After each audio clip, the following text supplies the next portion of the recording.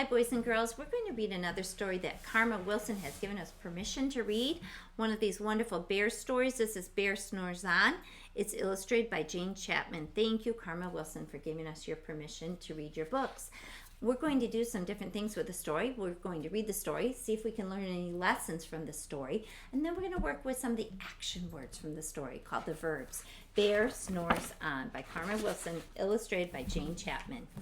In a cave in the woods, in his deep, dark lair, through the long, cold winter sleeps a great brown bear.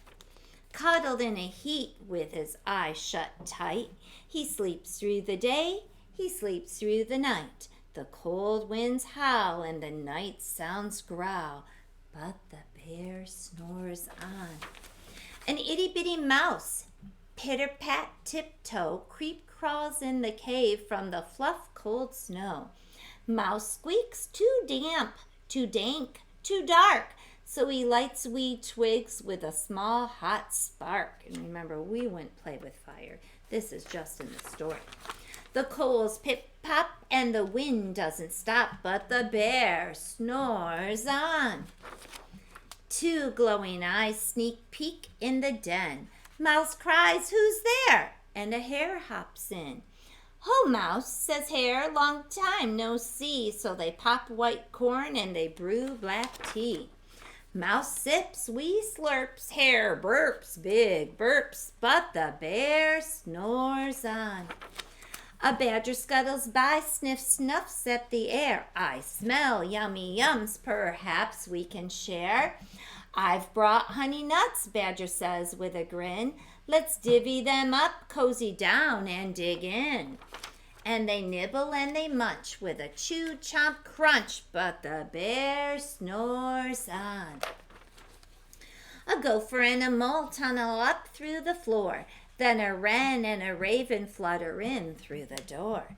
Mole mutters, what a night, what a storm," twitters wren, and everybody clutters in the great bear's den. They tweet and they titter, they chat and they chitter, but the bear snores on. In a cave in the woods, a slumbering bear sleeps through the party in his very own lair. Hare stokes the fire. Mouse seasons stew. Then a small pepper fleck makes the bear achoo. He blows and he sneezes and the whole crowd freezes. I think they might be a little afraid what he might do now that they woke him up. And the bear wakes up.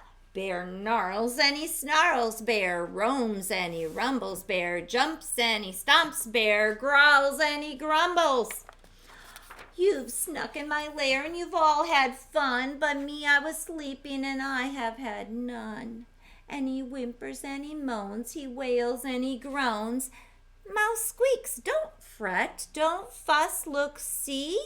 We can pop more corn, we can brew more tea." Bear gulps, bear gobbles, he sighs with delight. Then he spins tall tales through the blustery night. When the sun peeks up on a crisp, clear dawn, Bear can't sleep, but his friends snore on. Now, boys and girls, let's talk about a lesson there. Bear became very angry at first at his friends. He thought he missed out on all the fun. And he learned a lesson that if he just asked nicely, his friends would include him. So sometimes we feel left out and we just need to ask our friends and see if they'll include us, or we might be on the other side and be the friends that need to see when someone's upset and include them in on the fun. Now we're going to take some of the action words from the story and we're going to talk about past, present, and future tense of those verbs. So I'm going to turn back a couple pages and I'm going to pick some of the words from the story. And one of them was whimpers. When he's crying, he was whimpering. And let me turn this way so I can show you. So if I just use the word whimper, that means it's happening now. Whimper or whimpers, if I want to add the S to the end. Now, if it already happened in the past, then I'm going to add my ED to the end, and I have whimpered. Whoops, Mrs. Fred skipped a couple letters there. Sorry about that. Whimpered. Bear whimpered in the past. And then if he's going to do it again in the future, tomorrow, he might whimper again. We'll say, will whimper. So bear whimpered or whimpers. Bear whimpered, or in the future, he will whimper. Let's pick another word. He wails. Okay, so our action word is wail. That would be to cry loudly. Ooh, there's a vowel team AI in it. Wail. Now, if it happened in the past, we say wailed. We add that ED. And if it's going to happen someday in the future, bear will wail. Let's try another word. Squeaks. Mouse squeaks. So let's use the action verb squeak. And remember, we'd add the S if we're talking about just one person. Mouse squeaks. If it were many animals, the animals squeak. So we're just going to use the word squeak.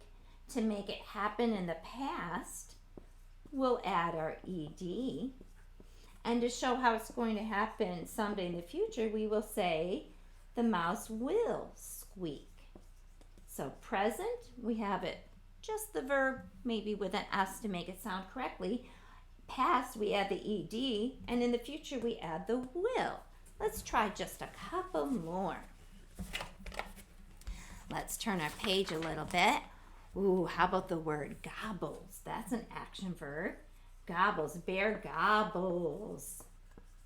We could have gobble if it was more than one, or gobbles if it's just one. And then if it happened in the past, we would say bear gobbled the food. And then if it's going to happen in the future, we have bear will gobble. Let's pick one more. So let's pick the word snore, because bear was snoring throughout the story. So we could have snore or snores. And if he already did it, we'd add our ED, snored. And if it's going to happen in the future, we add our will. So we have snores, snored, will snore.